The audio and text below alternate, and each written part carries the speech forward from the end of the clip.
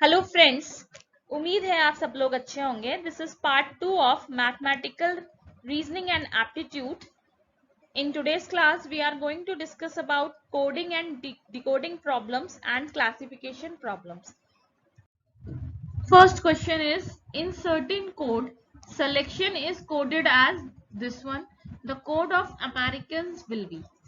ठीक है, सिलेक्शन का कोड गिवन है और अमेरिकन्स का कोड बनाना है. तो सबसे पहला जो हमारा तरीका होता है कोड्स को सॉल्व करने का वो ये होता है कि हम देखते हैं कि जो दो जिसका कोड गिवन है इस वर्ड का इस कोड से क्या रिलेशन है. ठीक है, तो सबसे पहले हम ये कोड ये वर्ड लिखते हैं, देन इसका कोड. ठीक है,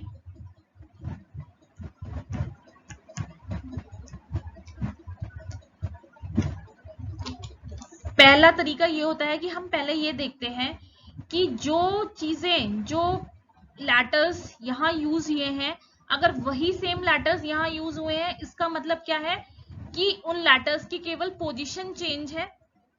ठीक है, मान लीजिए यहाँ सिलेक्शन यूज है, यहाँ पे कोई जो आपसे पूछा गया है उसमें भी यही सब लेटर्स यूज हो रहे हैं, तो इसका मतलब जो लेटर को जिससे शो कर रहे हैं उसी को उस पर्टिकुलर सीक्वेंस में, जैसे यहाँ पे एस आया है तो एस को यहाँ पे क्यू से प्रेडिक्ट कर रहे हैं तो क्यू लिख लेंगे.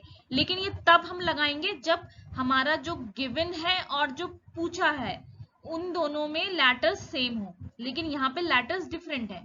ठीक है, यहाँ पे ए है एम है जो गिवन वर्ड में दिया हुआ ही नहीं है, तो अब वो अप्रोच हम इसमें नहीं लगाएंगे. ठीक है, अब हम दूसरी अप्रोच लगाएंगे. दूसरी अप्रोच हमारी क्या होनी चाहिए, हम ये देखेंगे कि जो वर्ड हमें दिया हुआ है और जिसका कोड दिया हुआ है उनके बीच में कितना गैप आ रहा है. तो उसके लिए सबसे पहले हमें अल्फाबेट सारे चाहिए, तो वो अल्फाबेट्स लिख लीजिए. ठीक है, अब देखिए एस और क्यू के बीच में क्या रिलेशन है. क्यू ये है, एस ये है, तो एस से क्यू कितना है, -2 के डिफरेंस पे है. कितना, -2 के डिफरेंस पे है. सिमिलरली ई और सी, ई ये है सी ये है, दोनों के बीच में क्या है, -2 का डिफरेंस है. ठीक है, अब एल और जे के बीच में भी एल और J -2, E and C -2, C and A -2, T and R -2, -2 I N G, O N M -2, N N M, L is -2. तो सबके बीच का जो डिफरेंस आ रहा है वो -2 आ रहा है, मतलब एक पैटर्न फॉर्म हो रहा है. ठीक है, इसका मतलब जो कोड हमसे पूछा गया है उसमें भी यही पैटर्न फॉलो होना चाहिए. तो अब जो कोड पूछा हुआ है वो लिख लीजिए. कोड है अमेरिकन्स,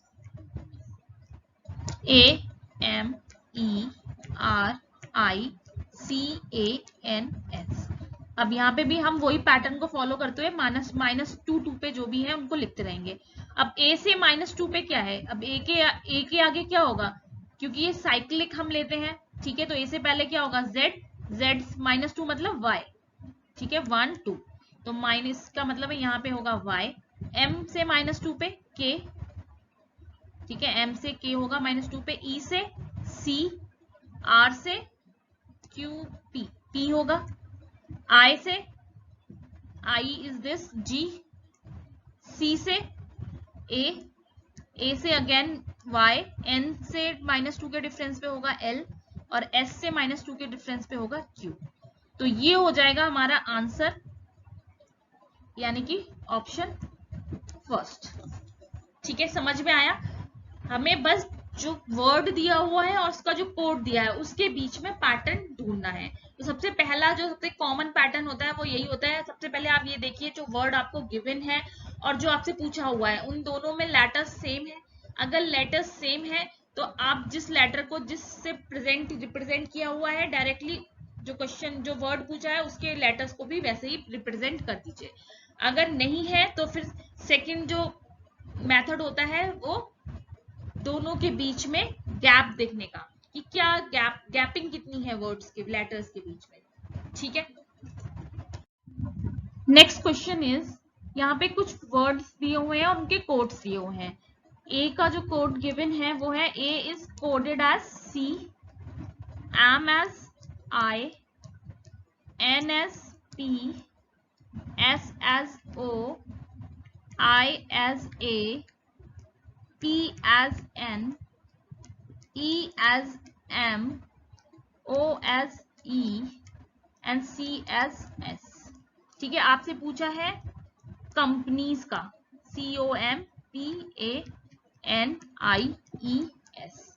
ठीक है, तो सबसे पहला तरीका जो मैंने बताया कि सबसे पहले आपको जो गिवन है उसके लेटर्स और जो पूछा है उसके लेटर्स देखने हैं कि वो दोनों सेम है। तो सी पूछा है, सी गिवन है, ठीक है, सी यहाँ पे पूछा हुआ है, सी गिवन है। ओ पूछा है, ओ गिवन है। एम पूछा है, एम भी गिवन है। पी भी गिवन है, ए भी गिवन है, एन भी गिवन है, आई भी है, ई भी है और एस भी है।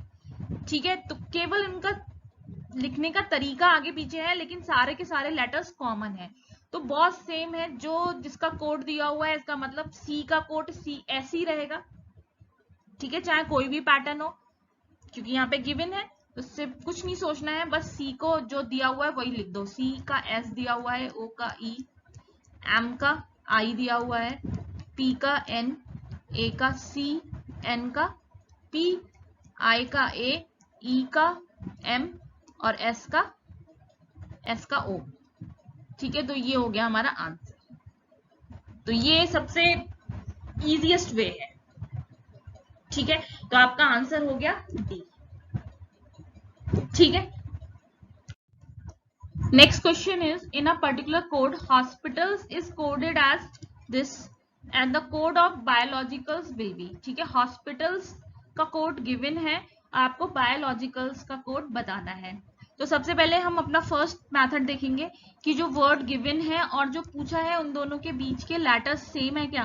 तो वो लेटर्स सेम नहीं है, क्योंकि यहाँ पे बी है और पूरे में कहीं पर भी बी गिवन नहीं है, तो वो मेथड नहीं लगेगा। ठीक है, फिर सेकंड मेथड होता है अल्फाबेटिकल ऑर्डर्स में। हम देखते हैं कि ऑर्डर्स में क्या क्या मतलब डिफरेंस आ रहा है, उसमें कुछ पैटर्न आ रहा है, तो वो भी नहीं आएगा, क्योंकि यहाँ पे दो एस गिवन है, एक एस ये है, एक एस ये है। तो फर्स्ट वाला जो एस है उसकी जगह पे ओ है और सेकंड वाला एस है उसकी जगह के उसकी जगह पे आई है।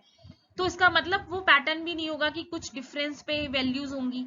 ठीक है, यहाँ पे क्योंकि दोनों वर्ड्स की जो वैल्यूज गिवन है, कोड गिवन है, वो डिफरेंट है, तो इसका मतलब वो मेथड भी इसमें एप्लीकेबल नहीं होगा। तो इसमें कोई और मेथड एप्लीकेबल होगा। अब कौन सा होगा? सबसे पहले हॉस्पिटल लिख लेते हैं हम, हॉस्पिटल्स। ठीक है, इसको असाइन कर देते हैं नंबरिंग। नेक्स्ट है इसका कोड,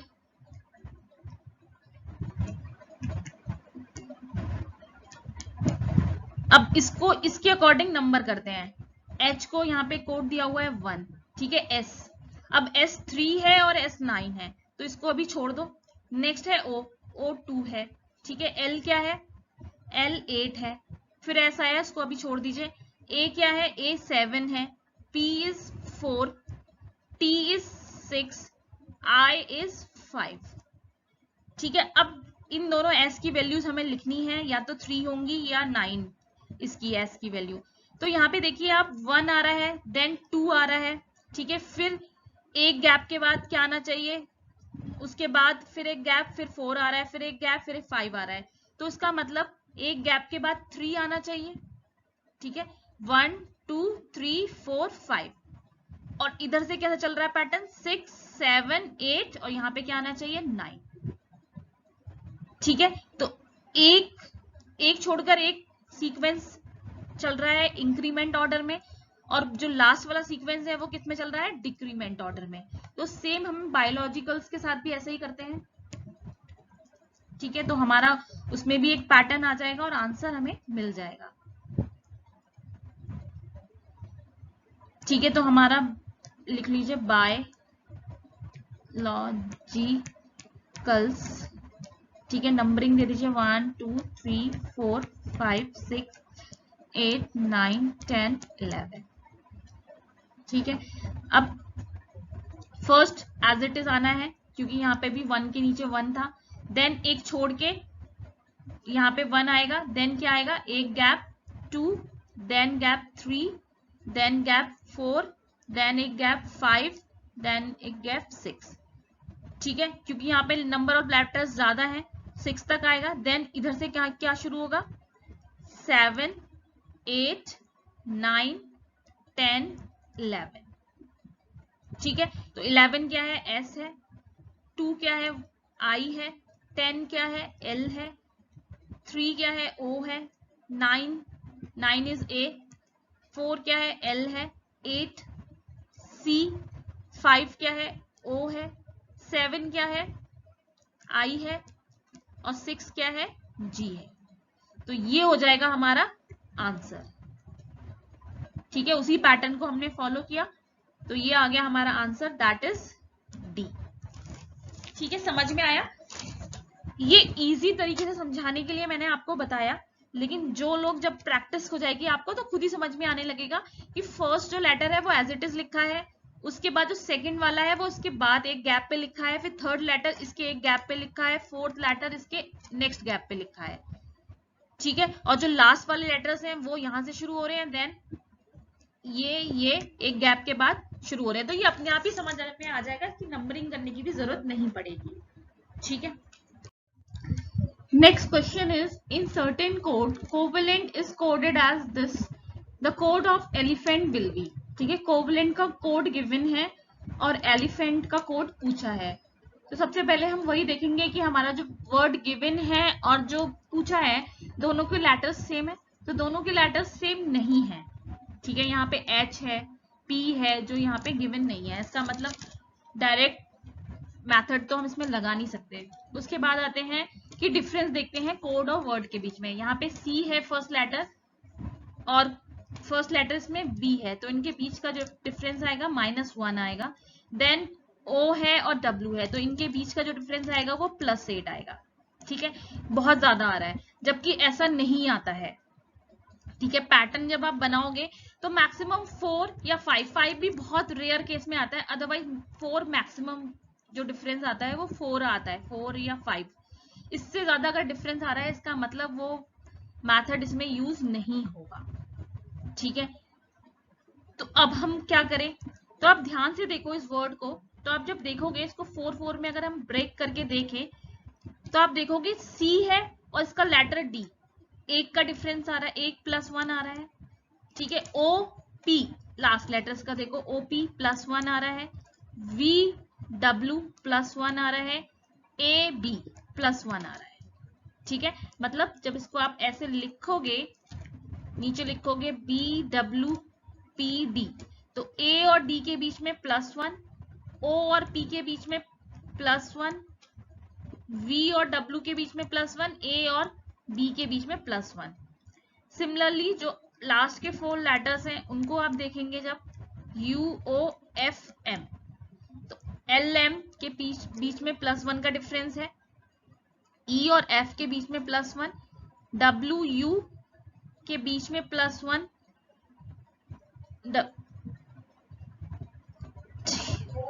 सॉरी N और O के बीच में +1। ठीक है, ये O है, और T और U के बीच में +1, तो सबके बीच में अगर हम क्रॉस देखें तो सबके बीच में +1 आ रहा है। सेम एलिफेंट के केस में भी हम इसको 4 में ब्रेक कर लेते हैं।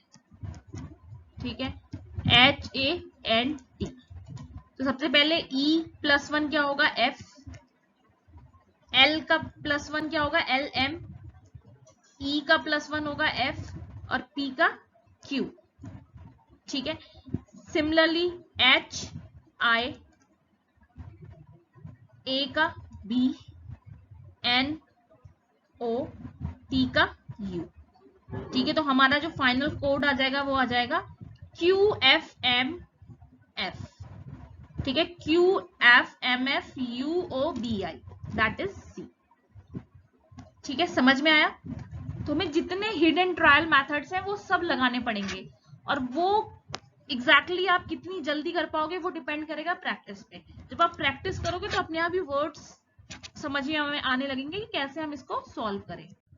नेक्स्ट क्वेश्चन है, if Varanasi is coded as this, then the code of Kolkata will be, word Varanasi और कोलकाता में जो लेटर्स हैं वो बिल्कुल डिफरेंट हैं, ठीक है, तो सिंपल मेथड तो नहीं लगेगा।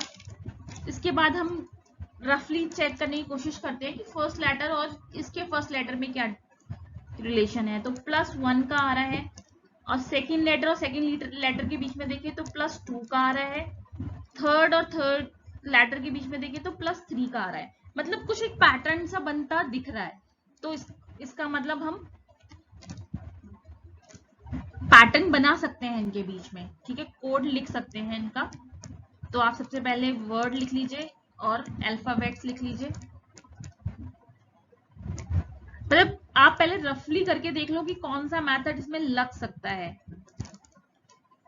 तो कुछ पैटर्न सा दिख रहा है इसमें, V और W के बीच में +1, A एंड C के बीच +2, R और U के बीच में +3, A एंड E के बीच में A 1 2 3 4 +4, N और S के बीच में N 1 2 3 4 5 +5, ठीक है, A और G के बीच में 1 2 3 4 5 6, S और Z के बीच में 7 और I और Q के बीच में 8, ठीक है। तो एक सीक्वेंस बन रहा है 1 2 3 4 5 6 7 8 लाइक दिस। तो सेम यही पैटर्न हमें कोलकाता में फॉलो करना है, ठीक है। अब कुछ लोग कहेंगे कि अभी मैम ने कहा था भाई 8 तो बहुत ज्यादा है, इतना नहीं आना चाहिए, लेकिन यहाँ पे एक सीक्वेंस में आ रहा है 8, और जो लास्ट क्वेश्चन था उसमें पहला 1 आ रहा था, दूसरा 8 आ रहा था, -1 +8 लाइक दिस। तो इस तरीके का इतना ज्यादा वेरिएशन नहीं होगा, ठीक है। 2-3 नंबर्स का वेरिएशन प्लस माइनस में हो सकता है, 8 9 10 ऐसा वेरिएशन नहीं हो सकता। अब सीक्वेंस में तो 9 10 कुछ भी आ सकता है, 1 2 3 4 लाइक दिस, लेकिन ऐसा नहीं हो सकता कि पहला 1 हो, फिर दूसरा -8 हो, फिर तीसरा +5 हो। इस तरीके का वेरिएशन जब है तो उसका मतलब ये मेथड यूज नहीं होगा। अब यहाँ पे एक सीक्वेंस आ गया, तो सेम हम कोलकाता के लिए भी यही सेम सीक्वेंस +1 2 3 इस तरीके का सीक्वेंस लिखेंगे, ठीक है। कोलकाता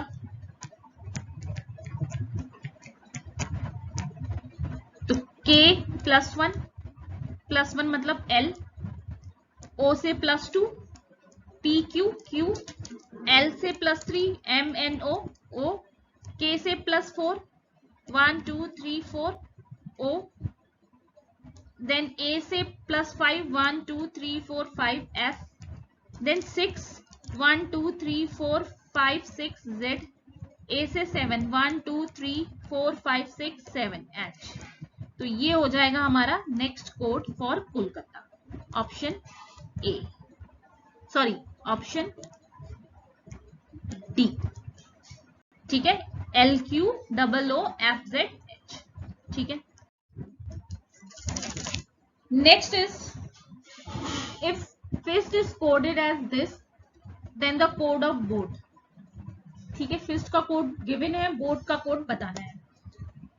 अब दोनों के लेटर्स बहुत डिफरेंट है, ठीक है। तो सेकंड मेथड हम देखते हैं, F और J के बीच में क्या पैटर्न फॉलो हो रहा है। F और J के बीच में अगर हम देखेंगे तो कितने का गैप है, F ये है हमारा, ठीक है, J ये है, 1 2 3 4 का गैप आ रहा है। I और M के बीच में I इज दिस, ठीक है, और M 1 1 2 3 4 आ रहा है, ठीक है। S और W के बीच में देखेंगे तो S ये है 1 2 3 4, तो ये कुछ 4 4 आ रहा है, इसका मतलब कुछ पैटर्न बनता दिख रहा है। J M W X, इन दोनों के बीच में 4 4 4 +4 +4 +4, T और X के बीच में T ये है 1 2 3 4, तो इसके बीच में भी 4 आ रहा है।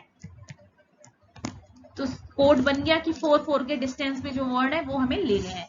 तो बोर्ड के लिए भी ऐसे ही लिख लेते हैं, B से 4 के डिस्टेंस पे 1 2 3 4 F है, O 1 2 3 4 S है, देन A से 1 2 3 4 E, T से 4 के डिस्टेंस पे कितना है 1 2 3 4 X। तो ये हो जाएगा हमारा answer FSEX, that is D, ठीक है। नेक्स्ट क्वेश्चन गिवन है, if E equals to 5 and hotel equals to 12 how will you code balm, ठीक है। E की वैल्यू दी हुई है, होटल की वैल्यू दी हुई है, आपको बताना है कि बाम की वैल्यू क्या होगी। E की वैल्यू दी हुई है 5, अब e की वैल्यू 5 कहाँ होती है? अगर हम लैटर के सीक्वेंस को देखें, ये 1 2 3 4 5, तो e की वैल्यू इसमें 5 होती है। ठीक है, अगर इसका एक फॉर्मूला हम बनाएं, क्योंकि होटल 12 दिया हुआ है, अब h जो होता है 6 7 8, h की वैल्यू ही 8 है और टोटल को अगर हम ऐड करेंगे तो 12 तो नहीं आएगा। ठीक है, o की कुछ वैल्यू होगी, t की वैल्यू होगी जो हायर होगी, तो 12 नहीं आएगा। 12 कब आएगा? जब हम कुछ इसमें डिवाइड भी करें। ठीक है, तभी ये वैल्यू 12 होगी। तो क्या डिवाइड करें? अगर हम e की बात करें तो इसमें एक ही लेटर है इस वर्ड में। ठीक है, जो अगर उसकी पोजीशन देखें, पोजीशन 5 है, अपॉन नंबर ऑफ लेटर्स कर दें तो ये वैल्यू 5 आ रही है। ठीक है, तो एक फॉर्मूला बन रहा है इससे कि लेटर की पोजीशन, ठीक है, letters position upon number of letters. तो ये फॉर्मूला हम इसमें अप्लाई करके देखते हैं कि हमारा फॉलो हो रहा है कि नहीं हो रहा है। h क्या है? h की वैल्यू अगर इस सीक्वेंस में देखें तो h 8 है। ठीक है, देन I 9 10 11 12 13 14 15 16 17 18 19 20 21 22 23 24 25 और 26। तो नेक्स्ट लेटर है o। o की वैल्यू कितनी है? ये है 15 प्लस t की वैल्यू कितनी है? 20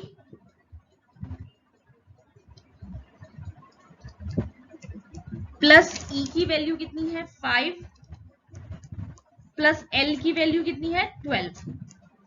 इसके ऊपर हम कितने नंबर ऑफ लेटर्स 1 2 3 4 5 लगा दें। अब इसको ऐड करिए, जब इसको आप ऐड करोगे तो ये 60 बनेगा अपॉन 5, जब इसको डिवाइड करोगे तो ये 12, और वही 12 वैल्यू गिवन है। इसका मतलब हमने जो फॉर्मूला बनाया है वो सही है। इस फॉर्मूले के बेसिस पे अब हम बाम की वैल्यू निकालेंगे। तो बाम की वैल्यू क्या होगी? पोजीशन पहले निकालेंगे। b की पोजीशन कितनी है? 2, a की है 1, l की कितनी है? l is 12 and m is 13 divided by number of letters that is 4। जब आप इसको ऐड करोगे तो ये आ जाएगा 28/4, डिवाइड करोगे तो आ जाएगा 7। Option D is the right answer. ठीक है, तो अब हमें दो एग्जांपल दिए थे, इन दो एग्जांपल से हमने ये फॉर्मूला ड्राइव किया। ठीक है, जिसमें ये दोनों ही वैल्यू सेटिस्फाई कर रही थी, और फिर जब इस दोनों में सेटिस्फाई कर रही है इस फॉर्मूले में, तो फिर हमने इसको इसमें लगा दिया। ठीक है, तो हमारा फाइनल आंसर आ गया। Next question is if driver's value is 12, government's value is 20, believed value is 16, then what is the value of bat? ठीक है, तो जैसे हमने लास्ट क्वेश्चन किया था अगर उसी तरीके से इसे करने की कोशिश करें, एक फॉर्मूला बनाएं, तो क्या बनेगा? 12 दिया हुआ है, जब इनकी ये सारे वर्ड्स को हम ऐड करेंगे तो d की वैल्यू होती है 4, r की 18, 4 plus 18 plus 9 plus 22 plus 5 plus 18। ठीक है, और टोटल नंबर्स कितने हैं? 6। जब इसको हम ऐड करेंगे तो ये आ जाएगा 76/6। ये से डिवाइड नहीं हो पाएगा, फुल्ली डिवाइड नहीं होगा, कुछ डेसिमल वैल्यू आएगी। ठीक है, यहाँ पे दिया हुआ है 12, इसका मतलब ये फॉर्मूला इसमें नहीं लगेगा। अब हमें कुछ और सोचना पड़ेगा। ठीक है, अब क्या देखने, तीनों चीजों में कॉमन क्या है?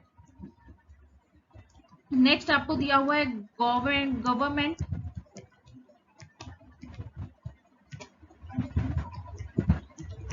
इसमें कितनी लेटर्स हैं? इसमें 6 लेटर्स हैं। इसमें कितने लेटर्स हैं? 1 2 3 4 5 6 7 8 9 10, इसमें 10 लेटर्स हैं। नेक्स्ट है आपका बिलीव्ड इक्वल्स टू 20 दिया हुआ है, इसमें 16, इसमें लेटर्स कितने हैं? 1 2 3 4 5 6 7 8, इसमें 8 लेटर्स हैं। ठीक है, अब ये जो दिए हुए हैं 12 20 16 6 10 8, इनके बीच में कुछ कॉमन आ रहा है। 6 को अगर 2 से मल्टीप्लाई कर देंगे तो क्या आएगा? 12 आएगा। 10 को अगर 2 से मल्टीप्लाई कर देंगे 20 आएगा। 8 को अगर 2 से मल्टीप्लाई कर देंगे तो 16 आएगा। इसका मतलब जो कॉमन फैक्टर है वो 2 है। अगर हम नंबर ऑफ लेटर्स को 2 से मल्टीप्लाई कर देंगे तो उसकी वैल्यू आ जाएगी। तो हमारा फॉर्मूला बन गया 2 multiply by number of letters. ठीक है, अब क्वेश्चन में पूछा है बैट में नंबर ऑफ लेटर्स कितने हैं? 3 को मल्टीप्लाई कर देंगे 2 से तो आंसर आ जाएगा 6। तो 6 होगा हमारा आंसर। ठीक है, हमें क्या निकालना है? फॉर्मूला निकालना है। तो उसके कितने तरीके हो सकते हैं? तो वैल्यूज लिखिए, नंबर ऑफ लेटर्स लिखिए। इस टाइप के क्वेश्चंस में नंबर ऑफ लेटर्स किसी ना किसी फॉर्म में जरूर यूज हो रहा होगा, ईदर वो डिवीजन में होगा या मल्टीप्लिकेशन में या एडिशन में या सब्ट्रैक्शन में। ठीक है, तो ये चारों चीजें ही आप करके देख लो नंबर ऑफ लेटर्स से, तो आपका आंसर आ जाएगा। नेक्स्ट क्वेश्चन जो है ये क्लासिफिकेशन का है। ठीक है, आपको बताना है out of 4 cities given below there are alike in some one manner while the fourth one is different, identify the odd one। ठीक है, यहाँ 4 सिटी दी हुई हैं, लखनऊ, ऋषिकेश, इलाहाबाद एंड पटना। अब आपको बताना है कि इसमें से ऑड वन कौन सा है, डिफरेंट कौन सा है। ठीक है, तो ये क्वेश्चन बहुत इजी है, जनरल नॉलेज का क्वेश्चन भी कह सकते हो आपको। अगर आपको पता है इन सिटीज के बारे में तो आप बहुत इजीली बता दोगे कि इन चारों में क्या डिफरेंस है। तो ये क्वेश्चन का आंसर मैं नहीं बताऊंगी, इस क्वेश्चन का आंसर आप बताओगे और आंसर आप दोगे कमेंट सेक्शन में। ठीक है, और एक बार जब मुझे लोगों के आंसर्स मिल जाएंगे तो फिर मैं आपको आंसर बता दूंगी इसका आंसर क्या है। ठीक है, तो इसका आंसर आप लोग बताएंगे कि इसमें ऑड वन कौन सा है। नेक्स्ट क्वेश्चन गिवन है, आपको रिलेशन दिया हुआ है ओशियन और पॉन्ड में, बताना है किलोमीटर का रिलेशन किसके साथ होगा। अब ओशियन और पॉन्ड में क्या रिलेशन है? ओशियन होता है समंदर, ठीक है, बहुत बड़ा। पॉन्ड क्या होता है? एक छोटा सा तालाब। समंदर और तालाब में क्या रिलेशन है? दोनों में ही पानी है, इसमें भी वाटर है, इसमें भी वाटर है। डिफरेंस क्या है? साइज का, कि ओशियन का साइज बहुत बड़ा है, पॉन्ड का साइज छोटा है। ठीक है, तो ओशियन का ही एक पार्ट है पॉन्ड, लेकिन एक छोटा, उसकी एक छोटा रिप्रेजेंटेशन है। अब किलोमीटर्स दिया हुआ है, किलोमीटर्स इसका मतलब क्या है? फर्स्ट जो यूनिट है वो बड़ी दी हुई है, किलोमीटर्स बहुत बड़ी है, इसका छोटा हमें बताना है, इससे इसी की तरह होना चाहिए। मतलब किलोमीटर्स हम डिस्टेंस के लिए यूज करते हैं, तो जो दूसरी चीज होगी वो भी डिस्टेंस के लिए यूज होनी चाहिए, लेकिन छोटी डिस्टेंस के लिए।